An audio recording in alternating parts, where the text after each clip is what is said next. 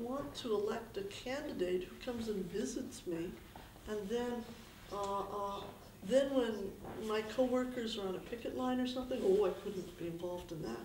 If you support us, I want to see you, MP, or in our case, congressman. I want, you to come out. And I'll say this, President Obama was pretty funny when we haven't heard words like this since the 1930s, but when a group of unionized workers whose plant closed in Chicago, then occupied the plant, demanding severance pay. The president actually said he supported the right to do that. But it's like that was an extreme. Originally from Canada, and we have a Labour Party. And one of the old members of Parliament said to me, because we'd always get excited, oh, we're going to win, we're going to be in power. He said, Elaine, he said, when our party wins, we're in government. Yeah. We're not in power. The old guy, the tools of government to transform power, but we're not in power. So if you ever hear me talk, I never talk about us being in power. We're in government occasionally, and I'd rather be in government than not in government.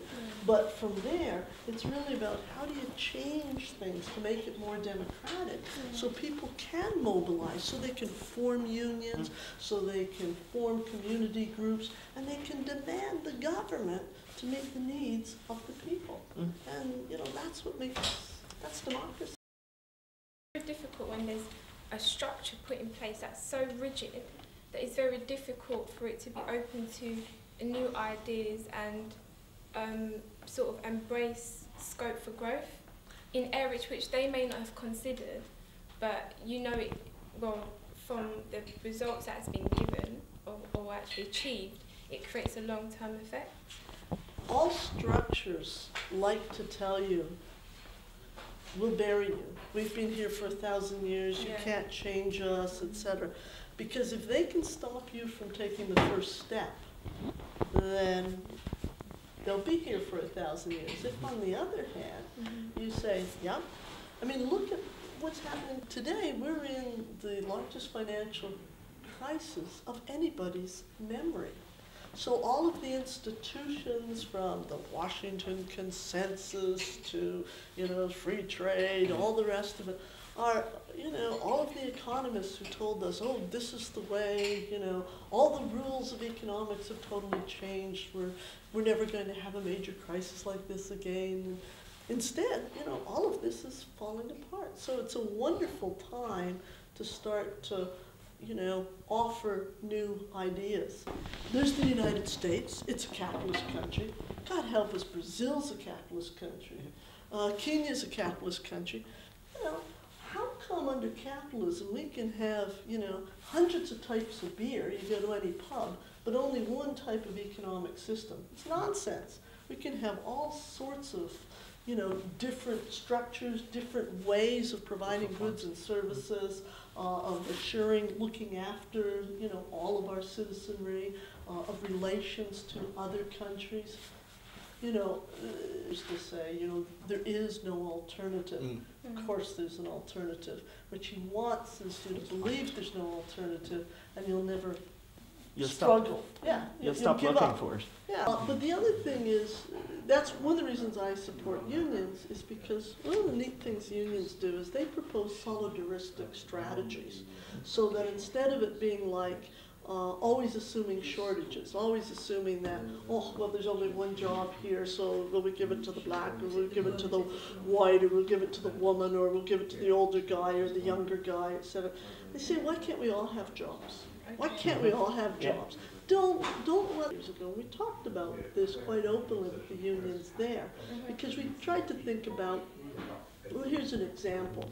You got very high unemployment in South Africa, and the unions obviously fight for greater employment, but they're not able to get jobs for everybody in South Africa right now. But one of the things they can do, and they can't get a national health care program. The country does not have the money yet to do that. But a solidaristic program means that you want to give many, many more people the benefit of having been a part there. So one of the things that some of the unions have done is that they've negotiated to build health clinics in their community.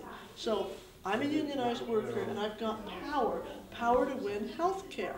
But instead of just winning health care for me and my family, let's get it so that the health care center that I go to is built into a township. Therefore, it's a resource, yes, for me, but also for my whole community, including the non-unionized workers. So as unions, thinking a little bit about, my labor movement that I was raised in, their slogan was, what we demand for ourselves, we desire for all. So my labor movement that I was raised in, their slogan was, what we demand for ourselves, we desire for all. So thinking about how, even in collective bargaining, you can win demands that are solidaristic, so that they not only benefit you and your members, but they hold out to the whole community. For ourselves, we desire for all. So thinking about how, even in collective bargaining, you can win demands that are solidaristic, so that they not only benefit you and your members, but they hold out to the whole community a gain. And those are the types of things that I think, not like, well, let's have a campaign around this demand, and we'll behave differently in the campaign than the way we are. I like to think the way we campaign is the type of way we want to relate to people, and it is sort of living our future.